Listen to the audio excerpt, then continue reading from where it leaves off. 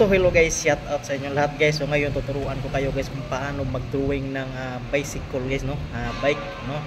So simple lang guys. So let's go. So ito guys, oh. So meron tayong ano dito guys. Yan. So sulat natin. So ito guys, kita nyo to guys ha. Yan, una mong gawin guys, ito aim. So aim. Yan, parang aim siya, di ba? So ngayon ilagay mo guys, yan natin, no? Video natin maayos. So ayan guys, so 'di ba nagsulat na ako ng aim. So ginangito ko na yung video ko para maayos yung tsaka kitang-kita. So ngayon, aim na yan. So ang gagawin natin guys, maglagay tayo ng bilog dito. So ayan, bilog. So ayan. Tapos bilog. So ibig sabihin dyan guys, parang ano to siya, halves. So halves siya.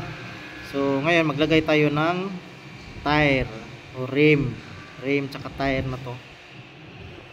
So ayan, rim tsaka tire. So ngayon ang gagawin natin guys, maglagay tayo ng, ayan, lagay dito sa dulo, tapos dito. So ayan, so ang tawag dito kadena, yung chains. So ngayon maglagay tayo dito ng head tube. Tapos yan, handlebar. Ito naman, yan, seat post. Tapos lagyan mo ng upuan. So pagkatapos yan guys, lagay ka ng basket para dito mo ilagay yung mga pinamimili mo. So yan, may mga karga ka nandyan. So yan, ganyan lang guys, kasimple. Tsaka maglagay ka ng, wala palang ano guys, ito pedal. So maglagay ka ng pedal.